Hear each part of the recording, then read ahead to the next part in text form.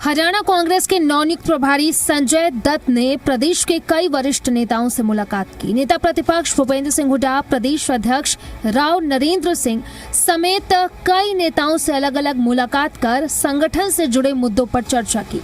बैठकों में हरियाणा कांग्रेस के संगठनात्मक ढांचे को मजबूत करने, बूथ स्तर तक संगठन को सक्रिय करने और लंबित नियुक्तियों को लेकर चर्चा की। पार्टी का लक्ष्य कार्यकर्ताओं और नेतृत्व के बीच बेहतर तालमेल बनाकर संगठन को मजबूत करना बताया जा रहा है। नए प्रभारी का फोकस संगठन के भीतर बेहतर समन्वय बनाने और विभिन्न नेताओं के साथ लगातार संवाद बनाए रखने पर है। पार्टी नेतृत्व भी चाहता है कि आगामी राजनीतिक चुनौतियों को देखते हुए संगठन पूरी तरह सक्रिय और संगठित नजर आए। आने वाले दिनों में संजय दत्त प्रदेश के विभिन्न जिलों का दौरा कर नेताओं और कार्यकर्ताओं से मुलाकात कर सकते हैं। माना जा रहा है कि इन बैठकों के आधार पर संगठन को लेकर आगे की रणनीति और फैसले तय किए जाएंगे। फिलहाल हरियाणा कांग्रेस में नई शुरुआत की कोशिश जरूर दिखाई दे रही है, लेकिन बड़ा सवाल यही है कि क्या नई जिम्मेदारी के साथ संगठन में नई ऊर्जा आएगी? क्या सभी नेता एक मंच पर नजर आएंगे? और क्या कांग्रेस अपनी अंदरूनी चुनौतियों को पीछे छोड़ पाएगी?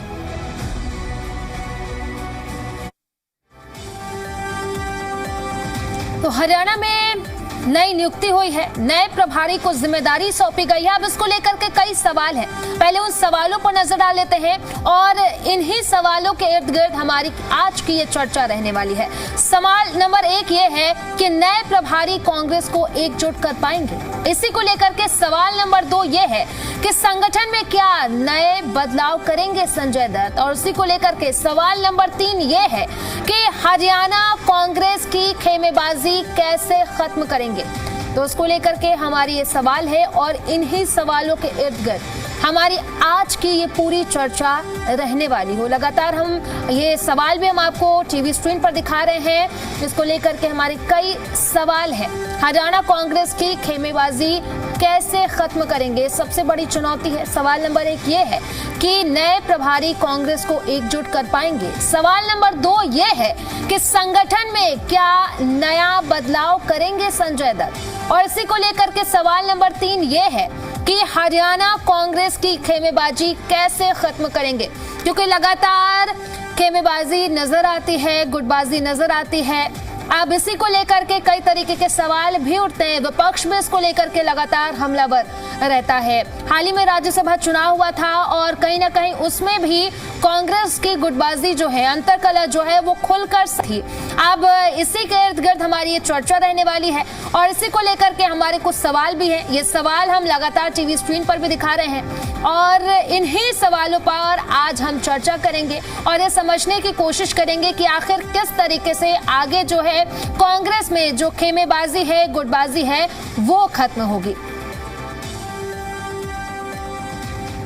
और इसी पर चर्चा के लिए हमारे खास मेहमान जुड़ गए हैं। पहले उनसे आपका परिचय करवा देती हूँ। हमारे साथ जुड़े हैं रामराज शर्मा जी, बीजेपी प्रवक्ता है, साथ ही साथ हमारे साथ जुड़े हैं गुलशाद अली जी चौहान, प्रवक्ता हैं कांग्रेस के, और साथ ही साथ हमारे साथ वरिष्ठ पत्रकार केसी मलकानिया जी भी जुड़े हैं। इस चर्चा की शुरुआत गुलशाद अली चौहान जी मैं आपसे करना चाहूंगी। हालांकि कांग्रेस जो है कभी ये बात नहीं मानेगी कि हरियाणा जो कांग्रेस है उसमें गुटबाजी है, क्योंकि हरियाणा के हर एक व्यक्ति को पता है कि कहीं ना कहीं गुटबाजी तो है। फिलहाल किस तरीके की चुनौती आगे आने वाली है कि आगे जो है कांग्रेस में इस तरीके की गुटबाजी ना दिखे, और जो गुटबाजी है, क्योंकि लगातार विपक्ष में इसको लेकर के सवाल उठाता रहता है, वो आगे खत्म हो। जी, न्यूज दिल्ली एनसीआर के सभी दर्शकों को मेरी तरफ से नमस्कार, आदाब, और मेरे साथी प्रवक्ताओं को भी मेरी तरफ से नमस्कार, आदाब। आज का जो बहस का जो मुद्दा है हमारे मीडिया का, कांग्रेस के अंदर हमारे जो नए प्रभारी आए हैं संजय दत्त जी, तो उसके बारे में क्या चिंता है मीडिया को भी और हमारी भारतीय जनता पार्टी को भी कि भाई उसमें क्या वो हमारे उसको एक तरह से गुटों को एक कर पाएंगे। देखिए, कांग्रेस एक लोकतांत्रिक पार्टी है और इसका जो स्ट्रक्चर है वो संघीय है, एक तरह फेडरल स्ट्रक्चर है। यहाँ पर क्या है, ब्लॉक क्या है उसको क्या नाम डिस्ट्रिक्ट को रिपोर्ट देते हैं, डिस्ट्रिक्ट क्या है वो स्टेट को देता है और स्टेट क्या है सेंटर को देता है। यानी माननीय खड़गे जी को हमें रिपोर्ट देनी होती है। तो उसमें उसी कवायद के दौरान हमारे क्या था, पूर्व हमारे जो प्रभारी थे बीके हरिप्रसाद जी, उनको कांग्रेस का अध्यक्ष बना दिया गया पार्टी का, वो स्टेट प्रेसिडेंट बनाए गए हैं। तो उसके लिए ये रिसफल हुआ है, उसकी जगह संजय दत्त जी को लाया गया है। तो ये एक रूटीन एक तरह से ये प्रोसेस है, इसमें कोई नई बात तो है नहीं। और रही बात आपकी गुटबाजी की उसकी, तो लोकतांत्रिक पार्टी में क्या होता है, संवाद करने की लोगों को एक तरह से पावर होती है। ये कोई एक तरह से तानाशाही या एक तरह से कोई डिक्टेटरशिप तो है नहीं कि भाई जो बोल दिया वो हो गया। तो यहाँ पर क्या है, संवाद की एक तरह से, और ये कुछ लोगों के आपस के बीच में मनभेद हो सकते हैं, मतभेद हो सकते हैं, लेकिन पार्टी की लाइन पर यानी पार्टी प्रोटोकॉल पर और पार्टी फोरम पे वो सभी एक तरह से आप लोगों ने देखा। विजेंद्र सिंह की अभी यात्रा हुई थी, उसके दौरान हमारे निकाय चुनाव चल रहे थे, तो हमारी हाईकमान का मैसेज आया कि भाई जिन जिन नेताओं के पास आया वो सभी एक तरह से वहां पर पहुंचे, जो समापन समारोह हुआ था। तो ये कोई बड़ी बात नहीं है। रही बात गुटबाजी की, गुटबाजी नहीं होती, ये काम करने का तरीका सबका अलग हो सकता है। कोई एक तरह से पद यात्रा करके करता है, कोई एक तरह से प्रोटेस्ट करके करता है, तो कोई वैसे पब्लिक के बीच में जाकर के अपनी नीतियां रखता है, और कोई अपनी मीडिया के थ्रू माध्यम से जैसे कि हम लोग कर रहे हैं। तो सभी का काम करने का तरीका अलग होता है। और कांग्रेस पार्टी एकजुट है, और हमारे राव नरेंद्र सिंह हमारे पार्टी के जब से अध्यक्ष हुए हैं, अगर कोई पार्टी लाइन से बाहर जाकर के कोई भी आदमी काम करता है कोई, तो उस पर आप लोगों ने देखा है हमने कितनी सख्त कार्रवाई की है। राज्यसभा इलेक्शन के दौरान हमने अपने एमएलए को पार्टी से निष्कासित कर दिया। ये एक तरह से बहुत बड़ा कदम होता है, इतना आसान कदम नहीं होता विपक्ष में रहते हुए। लेकिन हमारी पार्टी क्या है, किसी भी गुटबाजी पर या पार्टी लाइन से बाहर जाकर पार्टी व्हिप का जो भी उल्लंघन करेगा उसके खिलाफ पार्टी सख्त से सख्त अनुशासनहीनता का आरोप लगाएगी और उसके खिलाफ कार्रवाई करेगी, चाहे वो कितना बड़ा लीडर हो, कितने बड़े समाज से हो, कितने बड़े वो एक तरह से कद रखता हो।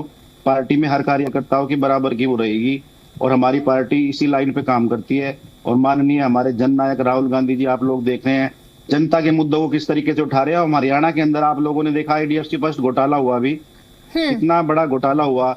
और हरियाणा के अंदर आप ये देखिए 10 ब्यूरोक्रेट्स, यानी चंडीगढ़ सेक्रेटरीट के 10 ब्यूरोक्रेट्स, मनीराम जी, साकेत कुमार जी, मोहम्मद शाहीन, दीपक डागर, गहलावत साहब, और एक तरह से क्या कहते हैं उनको, पंकज अग्रवाल जी, और उससे पहले जो थे अपने RK सिंह। तो इतने लोग अगर घोटालों में फंस रहे हैं, तो आप ये देखिए ना ब्यूरोक्रेसी का, सेक्रेटरीट का क्या हाल है। और नौकरशाही इतनी हावी हो रखी है। एक नौसिखिया जब से हमारे यहाँ मुख्यमंत्री बनाए गए हैं श्री नायब सैनी जी को, इनको की प्रशासनिक अनुभव नहीं है, प्रशासनिक पकड़ नहीं है उनकी। उन्होंने रामदास अठावले जी, हमारे जो एक तरह से केंद्रीय मंत्री हैं, YS पूरण सिंह मामले में उन्होंने एक तरह से ये एडमिट किया उनके सामने कि भाई मैं नहीं, RK खुल्लर जी सरकार चलाते हैं, अनुराग रस्तोगी का जो एक्सटेंशन है वो उसी का उदाहरण है। तो यहाँ क्या है, एक लॉबी सरकार चला रही है, ये सिर्फ क्या है, रबर स्टैंप है। और आप लोगों ने भी देखा कि अभी जो जल समझौता हुआ है राजस्थान और हरियाणा के अंदर, 1994 में एक बोर्ड बनाया गया था यमुना का, और हमारी सरकारें रही हैं तीनों स्टेटों में। ठीक है सर, ठीक है, मैं आपके पास लौटूंगी। हमारे साथ ओंकार सिंह जी भी जुड़ गए, बहुत बहुत स्वागत है सर आपका, आपके पास मैं आऊंगी। लेकिन उसके पहले रामराज शर्मा जी से सवाल ले लेती हूँ। रामराज शर्मा जी, हालांकि जिस तरीके से अभी गुलशाद अली जी की तरफ से बात कही गई कि कांग्रेस में कोई गुटबाजी नहीं है, लेकिन समय समय पर गुटबाजी सामने आती रहती है। हालांकि राज्यसभा चुनाव के दौरान जो क्रॉस वोटिंग देखने को मिली थी, उसके बाद एक्शन देखने को जरूर मिला था, लेकिन गुटबाजी तो सीधे तौर पर सामने आई थी। और गुलशाद अली जी कह रहे हैं कि हमारे पार्टी में तो गुटबाजी है ही नहीं। देखो, सबसे पहले मैं आपको जी और फिर ये दूसरी पार्टी के प्रवक्ता, इन सबको और हमारे प्रदेश की देवतुल्य जनता जनार्दन को मैं हाथ जोड़कर राम राम करता हूँ, नमस्कार करता हूँ, फिर आपकी बात का जवाब देता हूँ। ये डॉक्टर नायब सिंह सैनी जी का हरियाणा है, नशा मुक्त हरियाणा, भ्रष्टाचार मुक्त हरियाणा, अपराध मुक्त हरियाणा, सबका साथ, सबका विकास, सबका विश्वास, सबका प्रयास, इस पैटर्न पर हमारी सरकार काम करी है। और जहां तक कांग्रेस पार्टी की बात है, इस कांग्रेस पार्टी में कई कांग्रेस पार्टियां हम कई बार आपके चैनल के माध्यम से भी बता चुके हैं। कहीं चौधरी भूपेंद्र हुड्डा कांग्रेस है, कहीं शैलजा बहन जी कांग्रेस है, कहीं वो रणदीप सुरजेवाला कांग्रेस है, कहीं चौधरी वीरेंद्र सिंह कांग्रेस है, कहीं कैप्टन अजय यादव कांग्रेस है, राव नरेंद्र कांग्रेस भी होगी है। और इनका जिस तरह से आपस में लठ बज रहा है, पहले इनके ऑब्जर्वर आए थे और नारे लग रहे थे ऑब्जर्वर गो बैक, जैसे साइमन कमीशन गो बैक के नारे लगे थे ना भारत की आजादी से पहले, ऐसे इनके नारे लग रहे थे। और इन्होंने हमारे मुख्यमंत्री जी के बारे में, जो आज तक के सबसे लोकप्रिय मुख्यमंत्री हैं, इन्होंने एक शब्द इस्तेमाल करा, अरे मेरे भाई छाछ बोले, छाल ने क्या बोला जिसमें 70 छेद है, तुम बोलोगे क्या? आपका विधायक सिरसा वाले क्या कहते हैं, भाइयों मैं भगवान की सौगंध खा के कह रहा हूँ, आज तक का इतना बढ़िया मुख्यमंत्री डॉक्टर नायब सिंह सैनी जैसा ना तो आया है ना आएगा। और इनसे हमने सर्टिफिकेट लेने की जरूरत नहीं है। इसको सिखाओ, पहले बोलना सीखे। एक आज तक के सबसे लोकप्रिय मुख्यमंत्री के बारे में ऐसे सब सौ बयान देता, उससे इनकी मानसिकता का पता चलता है कि इनकी मानसिकता क्या है। क्योंकि ये बौखला गए, जनता ने इनको नकार दिया, जनता द्वारा नकारे गए लोग हैं, बौखलाहट में उलझुल बातें करते हैं, उलझुल फैसले लेते हैं। और इन्होंने उस टाइम में लोकसभा चुनाव में ठगी ठोरी करके 5 सीटें जीती थी। इन्होंने झूठ बोला, संविधान बदला जा रहा है, आरक्षण खत्म कराया जा रहा है, बहनों के खाते में 1 लाख आएंगे, 8,500 रुपए महीना आएंगे, खटाखट फटाफट। इन्होंने झूठे गारंटी कार्ड तक बहनों को भेज दिए थे, और बहनों को गारंटी कार्ड ले लेके इनके पीछे भाग रही थी, आगे भाग रहे थे, और ये कहीं हाथ नहीं आ रहे थे। इसलिए बहनों ने उसी टाइम अपने अपमान का बदला लेने का कसम खाई थी। रानी झांसी की तरह उन्होंने अपमान का बदला लिया, और ये हार गए, ये कहीं नजर नहीं आ रहे। और जिस तरह से माननीय मुख्यमंत्री जी काम करे, समान विकास कार्य पूरे प्रदेश में हो रहे हैं। हरियाणा भी इस पैटर्न पर हमारी सरकार काम कर रही है। जिस तरह से हरियाणा में इंडस्ट्रियल ग्रोथ हो रहा है, इन्वेस्टर की पहली पसंद हरियाणा बनता जा रहा है। और ये इनका देख लो डूबता जहाज, इनके भाग रहे हैं, आपस में लठम लठा हो रहे हैं। वो शमशेर गोगी जी कहते हैं, ठीक है रामराज शर्मा जी, ठीक है, भूपेंद्र हुड्डा जी ने हरवाया, जिस तरह से दलित उन्होंने अपमान किया, शैलजा बहन जी का उस टाइम में जाति सूचकांक बोला था उनके बारे में। ठीक है सर, ठीक है सर, मैं आपके पास लौटूंगी। हमारे साथ ओंकार सिंह जी भी लगातार बने हुए हैं। ओंकार सिंह जी, किस तरीके से देखते हैं, कांग्रेस की तरफ से लगातार ये बात कही जाती है कि हमारे अंदर तो है ही नहीं गुटबाजी, लेकिन समय समय पर वो गुटबाजी जो है वो देखने को मिलती है। कैसे देखते हैं आप इस पूरे मुद्दे को? प्रिया जी, इसमें तो कोई दो राय नहीं है कि गुटबाजी कांग्रेस में है, लेकिन गुटबाजी बीजेपी में भी चरम पर है। सिर्फ बीजेपी में सत्ता है और अनुशासन की बात करते हैं, वहां डर और लालच है। कुछ लोग तो पैसा कमाने में लगे हैं, कुछ डर की वजह से बीजेपी में गुटबाजी नहीं बोल रहे। अभी देखिए, मुख्यमंत्री नायब सैनी जी का प्रोग्राम था अहिरवाल बेल्ट में, आरती राव इंद्रजीत और तीनों इनके विधायक वहां नहीं पहुंचे। और इधर अनिल विज का मामला तो सर जग जाहिर है, किसको नहीं मालूम कि समय समय पर ये बीच बीच में बोल जाते हैं। गुटबाजी बीजेपी में भी है। और कुलदीप बिश्नोई के साथ क्या पोजीशन थी, आपके चैनल ने भी डिबेट करवाई। गुटबाजी चरम पर बीजेपी में भी है, सिर्फ ये सत्ता में है। इनके अपने नेताओं को भी डर लगता है कि कहीं ED, CBI, income tax, NIA जो विपक्ष पर प्रयोग किए जाते हैं वो कहीं इन पर ना प्रयोग किए जाए। हाँ, कांग्रेस की गुटबाजी की वजह से ही 2024 में बीजेपी की सरकार बनी। 2024 में आपको भी मालूम है, सभी चैनल कह रहे थे कि कांग्रेस प्रचंड बहुमत से 70+ सीटों से कांग्रेस सरकार बनाएगी, लेकिन 37 पर आकर अटक गई। उसका कारण था क्योंकि बीजेपी को फायदा मिला इनकी गुटबाजी का, इनके संगठन ना होने का, इनके एक ही सीट पर 3-3, 4-4 बंदे खड़े होने का ये फायदा उठाया और बीजेपी सत्ता में आई। आज अगर बीजेपी सत्ता में है, बीजेपी आज जनता को परेशान कर रही है, तो जनता ये समझ रही है कि उसका मुख्य कारण, मुख्य दोष कांग्रेस के ऊपर है। कांग्रेस ने अपना संगठन बनाया, इनका अपना इंटरनल मामला है, संगठन बनाना भी चाहिए। नए प्रभारी आए हैं, वो सबसे मिलेंगे भी, कोशिश करेंगे गुटबाजी खत्म हो, लेकिन काम थोड़ा सा मुश्किल इसलिए है क्योंकि गुटबाजी अभी इस लेवल पर नहीं रही कि एक व्यक्ति उसको खत्म कर दे। तब तक गुटबाजी नहीं खत्म होगी जब तक ये सारे वास्तव में गले नहीं मिलेंगे। दिल मिलने की बात होगी, गले मिलके भी बात नहीं बनेगी। क्योंकि आज जो परिस्थितियां हैं, जो गुटबाजी ऊपर के 3-4 नेताओं में थी, सुरजेवाला में, हुड्डा साहब में, शैलजा जी में, वो गुटबाजी आज हल्का लेवल पर भी आ चुकी है। सबको मालूम है ये शैलजा का बंदा है, ये सुरजेवाला का बंदा है, ये हुड्डा साहब का बंदा है, और एक दूसरे की मीटिंग में आते नहीं है। जो राव ब्रजेंद्र जी की मीटिंग थी, वहां पे सबको राहुल गांधी के आने का मैसेज दिया गया था और नोटिस दिया गया था कि आपने आना है। नोटिस से बुलाई गई मीटिंग नहीं होती। नोटिस से तो सिर्फ बंदा डर से आता है। लेकिन एक बात जरूर कहना चाहूंगा कि कांग्रेस की गुटबाजी खत्म होगी या नहीं होगी, ये तो भूसा के गर्म में है। लेकिन बीजेपी की गुटबाजी धीरे धीरे बढ़ती जा रही है, जो इनके अंतिम कगार तक पहुंचेगी और इनके अंतिम कार्रवाई का कारण बनेगी। ठीक है सर, मैं आपके पास लौटूंगी। हमारे साथ केसी मलकानिया जी भी लगातार बने हुए हैं।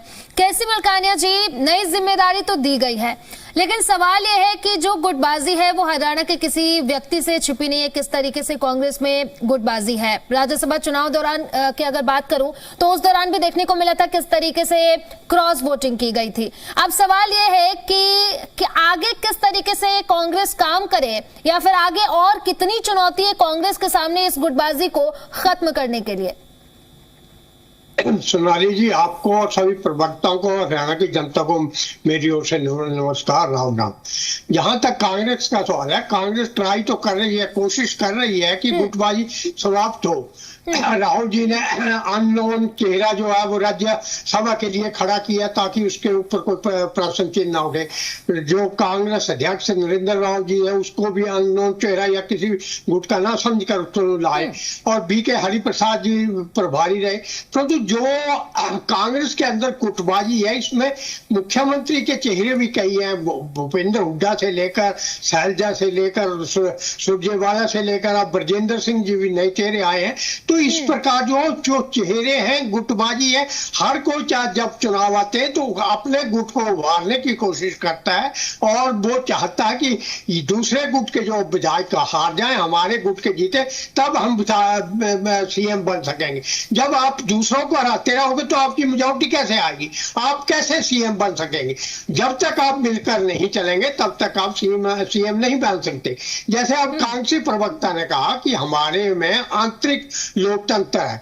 जब तक आप आंतरिक आपसी कलह को आंतरिक लोकतंत्र की संज्ञा देते रहेंगे और दूसरे की कलह को आप कलह गिनेंगे, तो ये आंतरिक लोकतंत्र आपका बढ़ता जाएगा, नीचे तक जाएगा। जब तक आप आंतरिक लोकतंत्र को, इस लड़ाई को उभारोगे, उत्साहित करोगे, तो ये बढ़ता जाएगा, तो डिस्ट्रिक्ट लेवल से ब्लॉक लेवल तक चल जाएगा। अगर आप ये बताओगे कि ये जो है, ये लड़ाई जो है आप जी है, तो आप बंद कमरे में करो, अपने नेताओं के सामने बताओ कि ये नेता गलत है, ये नेता गलत है, जो भी कमी है उसको साफ। तो जब आप पब्लिक के बीच चल जाते हैं तो पब्लिक को लगता है कि ये पार्टी जो है गुटबाजी में फंसी है, आपसी लड़ाई में फंसी है, तो इसको आगे लाने का कोई सवाल पैदा नहीं होता। और कांग्रेस लंबे समय से सत्ता से बाहर है, कांग्रेस के पास इसमें देने के लिए कुछ नहीं है। अगर कांग्रेस में कोई बगावत करता है तो उसको निकालने के लिए भी 10 बार सोचना पड़ता है। वो निकालने से पहले वो स्वयं छोड़कर चल जाता है।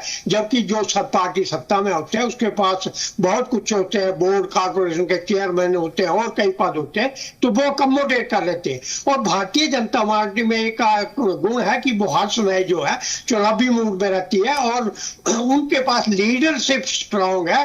वो किसी भी कार्यकर्ता, किसी मुख्यमंत्री को, बड़े से बड़े नेता को उतार कर नीचे ला सकती है, आम कार्यकर्ता को ऊपर उठा सकती है, परंतु कभी उसमें विद्रोह की जो है चिंगारी नजर नहीं आती है। यही कारण है कि कई बार कांग्रेस भी ऐसा प्रयास करती है, परंतु वो जो है उस विद्रोह को दबा नहीं सकती और वो चिंगारी बढ़ सकती है, और कई बार सर्वगौण हो जाता है। इसमें जब ऐसा निर्णय लेते हैं तो कई बार उल्टा चला जाता है। अब केंद्र में भी खड़गे जी तो पार्टी के अध्यक्ष हैं, परंतु सर्वे राहुल गांधी जी हैं, प्रियंका जी हैं, सोनिया गांधी, तो इसमें ऊपर भी कई गुट है। जब तक सभी मिलकर नहीं चलेंगे, एकजुट नहीं होंगे और आंतरिक जो लोकतंत्र है उसको खत्म करके मिलजुल कर नहीं बैठेंगे और मिलकर काम नहीं करेंगे, तब तक कांग्रेस पार्टी का भविष्य जो है अंधकार में है।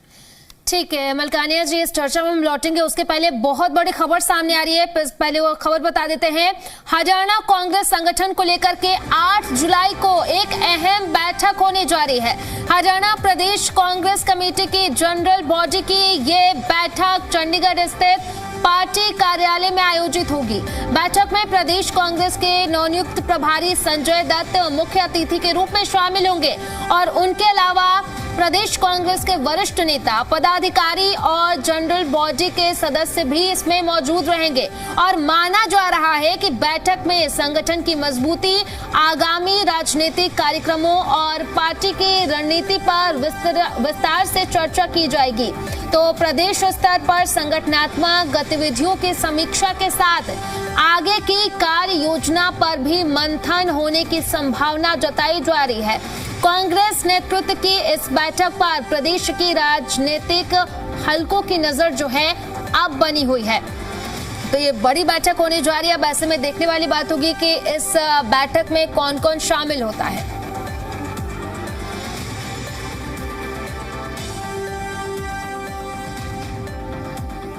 रहेंगी और किस तरीके से कांग्रेस के में जो गुटबाजी है, खेमेबाजी है, वो खत्म होगी। और इसी पर चर्चा के लिए हमारे खास मेहमान जुड़े हुए, एक बार फिर से आपका परिचय करवा देती हूँ। हमारे साथ जुड़े रामराज शर्मा जी, बीजेपी प्रवक्ता हैं। हमारे साथ जुड़े हैं गुलशाद अली चौहान जी, कांग्रेस प्रवक्ता है, और साथ ही साथ हमारे साथ बने हुए हैं ओंकार सिंह जी, इनेलो के प्रवक्ता हैं, और वरिष्ठ पत्रकार जो है वो केसी मलकानिया जी हमारे साथ जुड़े हुए हैं। रामराज शर्मा जी, किस तरीके से पूरे मुद्दे को देखते हैं? जिस तरीके से कांग्रेस की तरफ से कभी इस बात को नहीं माना जाता है कि इनके बीच में गुटबाजी है, लेकिन समय समय पर गुटबाजी जो है वो खुद निकल के सामने आती है। चाहे आप राज्यसभा चुनाव की बात कर ले या फिर उसके पीछे जब विधानसभा चुनाव हुआ था तब भी आप देख लीजिए, तभी कहीं ना कहीं गुटबाजी देखने को मिली थी। लेकिन बात करें कांग्रेस की, तो हरियाणा कांग्रेस के जो नेता हैं, जो लोग हैं, वो कहते हैं कि हमारे अंदर तो गुटबाजी बिल्कुल भी नहीं है। देखो, मैं आपको बताना चाहूंगा, विजेंद्र जी ने एक यात्रा निकाली थी, उसका नाम दिया था सद्भाव यात्रा। तो उसमें उड्डा गुट का कोई भी बंदा शामिल नहीं हुआ था। तो इससे साफ साफ जाहिर होता है बैन में गुटबाजी है। और वो जो अकेले वो यात्रा करते रहे, पसीना पसीना अकेले होते रहे। और एक दिन पहले तक इनकी स्टेटमेंट थी उसकी निजी यात्रा। इनके प्रदेश अध्यक्ष भी, इनके प्रदेश प्रभारी भी के हरिप्रसाद थे उस टाइम में, वो भी, और इनके नेता प्रतिपक्ष भी। और फिर राहुल गांधी आए, वो सारे बोले भाई ये तो कांग्रेस की यात्रा है। जब वो चले गए फिर उनकी निजी यात्रा होगी। ऐसा मेरे ख्याल से हरियाणा के इतिहास में पहली बार हुआ है। जब उसका समापन हुआ रोहतक में, कोई भी उड्डा गुट का नेता, 3-4 एमएलए भी हैं इनके, नेता प्रतिपक्ष वहीं रहते हैं। भूपेंद्र हुड्डा जी का भी वहीं है, निवास स्थान है रोहतक में। तो कोई भी उसमें शामिल नहीं हुआ। तो इससे गुट तो सबको पता है, ये सबको मालूम है। इनको ये था भाई ये घूम घाम कर रह जाएगा, लेकिन वो राहुल गांधी को बुलाने में विजेंद्र वो कामयाब रहेंगे। तो इन्होंने मोहर लगा दी, फिर इन्होंने मोहर हटा दी कि भाई ये तो उनकी निजी यात्रा थी। और दूसरा, जिस तरह से ये कह रहे हैं भाई हमारे अंदर प्रजातंत्र की छूट है, हमारे ये है। मैं आपको बताऊं, 104 ब्लॉक प्रेसिडेंट बनाए थे इन्होंने, ब्लॉक अध्यक्ष। 104 में से एक भी महिला का नाम नहीं था, एक भी, नॉट ए सिंगल लेडी उस लिस्ट में। ये तो महिलाओं के बारे में इनको पता चल गया भाई, महिलाओं के विरोधी सबने पता, पहले ही पता था। हमने 23 में से 7 डीसी महिला लगा रखी है, और झज्जर की पूरी कमांड महिलाओं के हाथ में है। चाहे पुलिस कमिश्नर है, चाहे डीसी है, एसडीएम है, और वो डीसीपी है, तो सारी महिलाएं हैं। और जिस तरह से इन्होंने महिलाओं का विरोध किया, महिला आरक्षण का, तो सबने पता है भाई। अच्छा होता ये समर्थन करते, आज हमारी बहनों का संख्या बल लोकसभा में ज्यादा होता, विधानसभा में, विधान परिषद में और राज्यसभा में ज्यादा होता। तो ये महिला विरोधी है। और उधर से जिस तरह से युवाओं को इन्होंने यूज एंड थ्रो की नीति अपनाई, इनके टाइम में ठेकेदारी प्रथा दी, वो हमने तोड़ी, सबसे ज्यादा रोजगार हमने दिया, और लेटेस्ट टेक्नोलॉजी लेकर आए। आज हरियाणा इंडस्ट्रियल हब बनने जा रहा है। आज इन्वेस्टर की पहली पसंद हरियाणा बनने जा रहा है, क्योंकि हमारा लैंड ऑर्डर बढ़िया है, हर काम बढ़िया होता है। और इन्होंने माननीय मुख्यमंत्री जी के बारे में एक कटाक्ष किया, तो इनको इस बात के लिए शर्म आनी चाहिए। इन्हीं के विधायक सिरसा से वो सेतिया जी कहते हैं, भाइयों मैं भगवान की सौगंध खा के कह रहा हूँ, इतना बढ़िया मुख्यमंत्री डॉक्टर नायब सिंह सैनी जैसा ना तो हरियाणा में आज तक आया, ना आएगा। वो भगवान की सौगंध ऐसे ही खा लेगा। तो इनको शर्म आनी चाहिए ऐसी बातें करते हुए। पहले अपने गिरेबान में जाके ये, और जिस तरह से जनता ने इनको नकार दिया और हमारी बहनों ने अपने अपमान का बदला लिया, और सारे राज्यों में ये पिटते चले गए और इनका कहीं पर भी खाता नहीं खुला। चाहे ये दिल्ली में देख लो, फिर उसके बाद में बिहार में देख लो, असम में देख लो, पुदुचेरी में देख लो, वेस्ट बंगाल में देख लो, ये पंजाब में कमल खिलेगा। तो जिस तरह से ये आधी आबादी का अपमान कर रहे हैं, उसका रिजल्ट बहनों ने इनको दे दिया रानी लक्ष्मीबाई की तरह। ठीक है रामराज शर्मा जी, ठीक है, मैं आपके पास लौटूंगी सर, आपके पास मैं लौटूंगी। हमारे साथ लगातार गुलशाद अली जी बने हुए हैं। गुलशाद अली जी, क्या कुछ कहेंगे? जिस तरीके से अगर पिछले विधानसभा चुनाव की अगर मैं जिक्र करूं तो ऐसा लग रहा था और हर जगह यही चर्चा थी कि आपकी पार्टी जीतने वाली है, लेकिन पार्टी की जीत नहीं हुई और आपके ही कुछ नेता सामने आए और उनकी तरफ से ये बात कही गई कि कहीं ना कहीं अंतरकला है, गुटबाजी है, जिसकी वजह से जीत हासिल नहीं कर पाए। तो क्या कुछ आगे चुनौती, क्या कुछ आगे आपकी रणनीति रहने वाली है? देखिए प्रिया जी, हमारा जब से प्रदेश अध्यक्ष राव नरेंद्र सिंह जी के हाथ में कमान आई है, हमारी पार्टी लगातार एक्टिव मोड में है और वो अकाउंटेबिलिटी जाहिर कर रही है अपनी। हमारे जो संघीय एक तरह से हमारे खड़गे जी अध्यक्ष हैं, हमारे राष्ट्रीय अध्यक्ष हैं, तो उनसे लगातार वो उनसे टच में बने हुए हैं। और आप लोगों ने देखा राज्यसभा चुनाव के बाद में हमने किस तरीके से एक तरह से फैसले लिए। तो अगर पार्टी इस बारे में अनुशासनहीनता के खिलाफ नहीं होती तो ऐसा ये इतने अपने एमएलए को निष्कासित नहीं करती। दूसरी बात, हमारे जब से जिला अध्यक्ष हैं और जिला अध्यक्ष की समीक्षा होती है हर महीने, और जो नॉन परफॉर्मिंग होता है उसको हटाया जाता है। और अभी हमने पिछले उसमें भी हमने रिसफल किया है इसी तरीके से। 4 हमने जिला अध्यक्ष जिनको नॉन परफॉर्मिंग थे उनको हटाकर दूसरों को लगाया गया है। दूसरा, हमने ब्लॉक से जो हमारी कमेटी थी, हम ब्लॉक की कमेटी भी हमने एक तरह से सब जगह लागू कर दी है। और तीसरी, जितनी भी हमारी सेल है, चाहे किसान सेल है, चाहे हमारी एससी सेल है, चाहे माइनॉरिटी सेल है, वो भी हमारी एक तरह से सब एक्टिव मोड पे है। यूथ कांग्रेस, एनएसयूआई, जितने भी हमारे संगठन है, सेवा दल, तो हम लगातार काम कर रहे हैं। और उसी कड़ी के अंदर हमारे संजय दत्त जी हमारे इंचार्ज बनकर आए हैं स्टेट के। तो इसमें कोई ऐसी बड़ी बात नहीं है, ना इसमें कोई वो है। उसके पास बहुत कुछ होते हैं, बोर्ड कॉर्पोरेशन के चेयरमैन होते हैं और कई पद होते हैं, तो वो अकोमोडेट कर लेते हैं। और भारतीय जनता पार्टी में एक गुण है कि वो हर समय जो है चुनावी मूड में रहती है और उनके पास लीडरशिप स्ट्रांग है। वो किसी भी कार्यकर्ता, किसी मुख्यमंत्री को, बड़े से बड़े नेता को उतार कर नीचे ला सकती है, आम कार्यकर्ता को ऊपर उठा सकती है, परंतु कभी उसमें विद्रोह की जो है चिंगारी नजर नहीं आती है। यही कारण है कि कई बार कांग्रेस भी ऐसा प्रयास करती है, परंतु वो जो है उस विद्रोह को दबा नहीं सकती और वो चिंगारी बढ़ सकती है और कई बार सर्वगौण। खास मेहमान जुड़े हुए, एक बार फिर से आपका परिचय करवा देती हूँ। हमारे साथ जुड़े रामराज शर्मा जी, बीजेपी प्रवक्ता हैं। हमारे साथ जुड़े हैं गुलशाद अली चौहान जी, कांग्रेस प्रवक्ता है, और साथ ही साथ हमारे साथ बने हुए हैं ओंकार सिंह जी, इनेलो के प्रवक्ता हैं, और वरिष्ठ पत्रकार जो है वो केसी मलकानिया जी हमारे साथ जुड़े हुए हैं। रामराज शर्मा जी, किस तरीके से पूरे मुद्दे को देखते हैं? जिस तरीके से कांग्रेस की तरफ से कभी इस बात को नहीं माना जाता है कि इनके बीच में गुटबाजी है, लेकिन समय समय पर गुटबाजी जो है वो खुद निकल के सामने आती है। चाहे आप राज्यसभा चुनाव की बात कर ले या फिर उसके पीछे जब विधानसभा चुनाव हुआ था तब भी आप देख लीजिए, तभी कहीं ना कहीं गुटबाजी देखने को मिली थी। लेकिन बात करें कांग्रेस की, तो हरियाणा कांग्रेस के जो नेता हैं, जो लोग हैं, वो कहते हैं कि हमारे अंदर तो गुटबाजी बिल्कुल भी नहीं है। देखो, मैं आपको बताना चाहूंगा, विजेंद्र जी ने एक यात्रा निकाली थी, उसका नाम दिया था सद्भाव यात्रा। तो उसमें हुड्डा गुट का कोई भी बंदा शामिल नहीं हुआ था। तो इससे साफ साफ जाहिर होता है बैन में गुटबाजी है।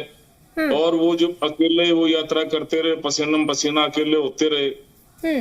और एक दिन पहले तक इनकी स्टेटमेंट थी उसकी निजी यात्रा। इनके प्रदेश अध्यक्ष भी, इनके प्रदेश प्रभारी भी के हरिप्रसाद थे उस टाइम में, वो भी, और इनके नेता प्रतिपक्ष भी। और फिर राहुल गांधी आए, वो सारे बोले भाई ये तो कांग्रेस की यात्रा है। जब वो चले गए फिर उनकी निजी यात्रा होगी।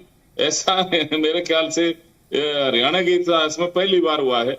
जब उसका समापन हुआ रोहतक में, कोई भी हुड्डा गुट का नेता, 3-4 एमएलए भी हैं इनके, नेता प्रतिपक्ष वहीं रहते हैं, भूपेंद्र हुड्डा जी का भी वहीं है, निवास स्थान है रोहतक में, तो कोई भी उसमें शामिल नहीं हुआ। तो इससे गुट तो सबको पता है, ये सबको मालूम है। इनको ये था भाई ये घूम घाम कर रह जाएगा, लेकिन वो राहुल गांधी को बुलाने में विजेंद्र वो कामयाब रहे गए तो इन्होंने मोहर लगा दी, फिर इन्होंने मोहर हटा दी। कि भाई ये तो उनकी निजी यात्रा थी। और दूसरा, जिस तरह से ये कह रहे हैं भाई हमारे अंदर प्रजातंत्र की छूट है, हमारे ये है, मैं आपको बताऊं 104 ब्लॉक प्रेसिडेंट बनाए थे इन्होंने, ब्लॉक अध्यक्ष।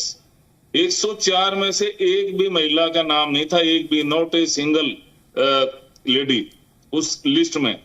ये तो महिलाओं के बारे में इनको पता चल गया भाई, महिलाओं के विरोधी सबने पता, पहले ही पता था। हमने 23 में से 7 डीसी महिला लगा रखी है और झज्जर की पूरी कमांड महिलाओं के हाथ में है, चाहे पुलिस कमिश्नर है, चाहे डीसी है, एसडीएम है और वो डीसीपी है, तो सारी महिलाएं हैं। और जिस तरह से इन्होंने महिलाओं का विरोध किया, महिला आरक्षण का, तो सबने पता है भाई। अच्छा होता ये समर्थन करते, आज हमारी बहनों का संख्या बल लोकसभा में ज्यादा होता, विधानसभा में, विधान परिषद में और राज्यसभा में ज्यादा होता, तो ये महिला विरोधी है। और उधर से जिस तरह से युवाओं को इन्होंने यूज एंड थ्रो की नीति अपनाई, इनके टाइम में ठेकेदारी प्रथा दी, वो हमने तोड़ी, सबसे ज्यादा रोजगार हमने दिया और लेटेस्ट टेक्नोलॉजी लेकर आए। आज हरियाणा इंडस्ट्रियल हब बनने जा रहा है, आज इन्वेस्टर की पहली पसंद हरियाणा बनने जा रहा है, क्योंकि हमारा लैंड ऑर्डर बढ़िया है, हर काम बढ़िया होता है। और इन्होंने माननीय मुख्यमंत्री जी के बारे में एक कटाक्ष किया, तो इनको इस बात के लिए शर्म आनी चाहिए। इन्हीं के विधायक सिरसा से वो सेतिया जी कहते हैं, भाइयों मैं भगवान की सौगंध खा के कह रहा हूँ, इतना बढ़िया मुख्यमंत्री डॉक्टर नायब सिंह सैनी जैसा ना तो हरियाणा में आज तक आया ना आएगा, वो भगवान की सौगंध ऐसे खा लेगा। तो इनको शर्म आनी चाहिए ऐसी बातें करते हुए, पहले अपने गिरेबान में जाके ये। और जिस तरह से जनता ने इनको नकार दिया और हमारी बहनों ने अपने अपमान का बदला लिया और सारे राज्यों में ये पिटते चले गए और इनका कहीं पर भी खाता नहीं खुला। चाहे ये दिल्ली में देख लो, फिर उसके बाद में बिहार में देख लो, असम में देख लो, पुदुचेरी में देख लो, वेस्ट बंगाल में देख लो, ये पंजाब में कमल खिलेगा। तो एक आधी आबादी का अपमान कर रहे हैं, उसका रिजल्ट बहनों ने इनको दे दिया, रानी लक्ष्मीबाई की तरह। ठीक है रामराज शर्मा जी, ठीक है, मैं आपके पास लौटूंगी सर, आपके पास मैं लौटूंगी। हमारे साथ लगातार गुलशाद अली जी बने हुए हैं। गुलशाद अली जी, क्या कुछ कहेंगे? जिस तरीके से अगर पिछले विधानसभा चुनाव की अगर मैं जिक्र करूं तो ऐसा लग रहा था और हर जगह यही चर्चा थी कि आपकी पार्टी जीतने वाली है, लेकिन पार्टी की जीत नहीं हुई और आप के ही कुछ नेता सामने आए और उनकी तरफ से ये बात कही गई कि कहीं ना कहीं अंतरकला है, गुटबाजी है, जिसकी वजह से जीत हासिल नहीं कर पाए। तो क्या कुछ आगे चुनौती, क्या कुछ आगे आपकी रणनीति रहने वाली है? देखिए प्रिया जी, हमारा जब से प्रदेश अध्यक्ष राव नरेंद्र सिंह जी के हाथ में कमान आई है, हमारी पार्टी लगातार एक्टिव मोड में है और वो अकाउंटेबिलिटी जाहिर कर रही है अपनी। हमारे जो संघीय एक तरह से हमारे खड़गे जी अध्यक्ष है, हमारे राष्ट्रीय अध्यक्ष हैं, तो उनसे लगातार वो उनसे टच में बने हुए हैं। और आप लोगों ने देखा राज्यसभा चुनाव के बाद में हमने किस तरीके से एक तरह से फैसले लिए। तो अगर पार्टी इस बारे में अनुशासनहीनता के खिलाफ नहीं होती तो ऐसा ये इतने अपने एमएलए को निष्कासित नहीं करती। दूसरी बात, हमारे जब से जिला अध्यक्ष हैं और जिला अध्यक्ष की समीक्षा होती है हर महीने, और जो नॉन परफॉर्मिंग होता है उसको हटाया जाता है। और अभी हमने पिछले उसमें भी हमने रिसफल किया है इसी तरीके से। 4 हमने जिला अध्यक्ष जिनको नॉन परफॉर्मिंग थे उनको हटाकर दूसरों को लगाया गया है। दूसरा, हमने ब्लॉक से जो हमारी कमेटी थी, हम ब्लॉक की कमेटी भी हमने एक तरह से सब जगह लागू कर दी है। और तीसरी, जितनी भी हमारी सेल है, चाहे किसान सेल है, चाहे हमारी एससी सेल है, चाहे माइनॉरिटी सेल है, वो भी हमारी एक तरह से सब एक्टिव मोड पे है। यूथ कांग्रेस, एनएसयूआई, जितने भी हमारे संगठन है, सेवा दल, तो हम लगातार काम कर रहे हैं। और उसी कड़ी के अंदर हमारे संजय दत्त जी हमारे इंचार्ज बनकर आए हैं स्टेट के। तो इसमें कोई ऐसी बड़ी बात नहीं है, ना इसमें कोई वो है सत्यवादी हरिश्चंद्र है, सत्यवादी हरिश्चंद्र सारे मुख्यमंत्री के कैंडिडेट हैं, ये मुख्य कारण है। और जहां तक बीजेपी का, ठीक है ओंकार जी, रुकना चाहूंगी, समय की कमी है। ठीक है, आपका बहुत बहुत शुक्रिया ओंकार सिंह जी, गुलशाद अली जी और साथ ही साथ रामराज शर्मा जी और इसी के साथ साथ केसी मलकानिया जी, बहुत बहुत शुक्रिया आप सभी का। आप सब हमारे साथ जुड़े और इस चर्चा पे आप सभी ने अपनी बात रखी। फिलहाल ये देखने वाली बात होगी और कि किस